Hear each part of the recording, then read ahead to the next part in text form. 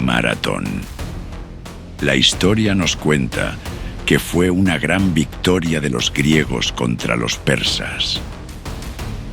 Pero, ¿fue realmente lo que sucedió?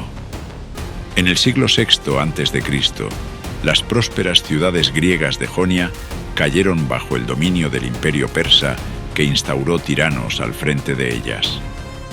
En el año 499 a.C., uno de estos tiranos, Aristágoras de Mileto, instiga una rebelión contra Persia, logra convencer a otras ciudades jonias y obtiene el apoyo militar de Atenas y Eretria.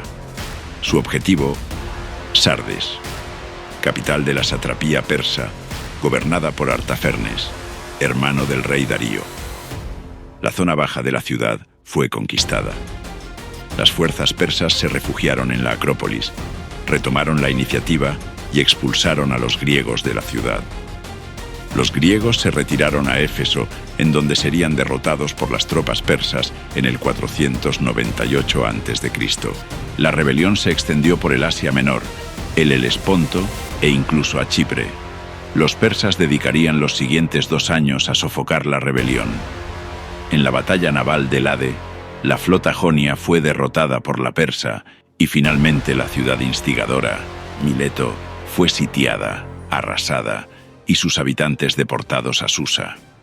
Pero Darío no podía olvidar la ofensa de Atenas y Eretria. Tras el desastre de la expedición de Mardonio en el norte, demandó obediencia de las distintas poleis, ofreciendo tierra y agua. Muchas ciudades se sometieron, pero no Atenas y Esparta. En un acto de impiedad, asesinaron a los emisarios persas. Los espartanos los echaron a un pozo, indicándoles que sacasen de allí la tierra y el agua y se la llevasen al rey. El gran rey envió una expedición a lo largo de las islas Cícladas, realizando operaciones de castigo contra aquellos que apoyaron la revuelta jónica. Finalmente llegarían a Eretria, en Eubea. La ciudad sería sitiada y destruida. Incendiaron sus santuarios en venganza por las acciones de los griegos en Sardes. Los supervivientes fueron deportados. El ejército persa, aconsejado por Hipias, antiguo tirano ateniense, desembarcaría en la llanura de Maratón, en el Ática. Desde allí, marcharía hacia Atenas con la ayuda de 3.000 unidades de caballería persa. Sin embargo, los atenienses se adelantarían a sus movimientos y acamparían en la misma llanura, cerca del recinto sagrado de Heracles. Allí se encontrarían con los aliados de la ciudad de Platea. Enviaron también a un emisario, Filipides, a Esparta.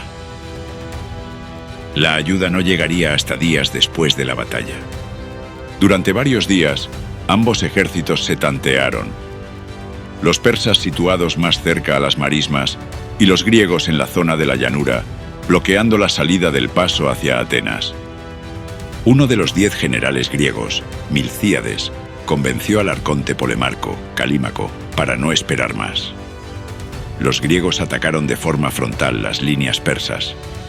Tras un largo combate, los persas consiguieron romper la delgada línea central. Sin embargo, los persas se vieron sorprendidos por las alas griegas que se plegaron sobre el centro persa, que hasta entonces llevaba la iniciativa.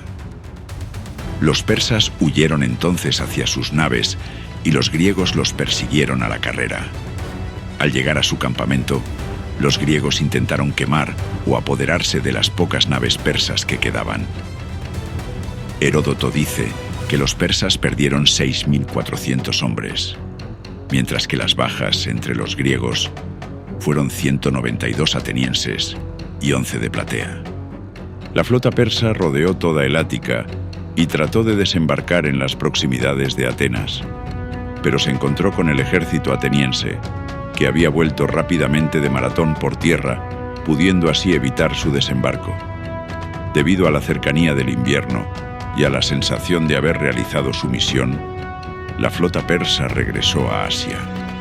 Para los griegos, Maratón trascendió la mera victoria militar para convertirse en un poderoso mito narrativo, un símbolo de libertad que impulsaría su resistencia en posteriores conflictos.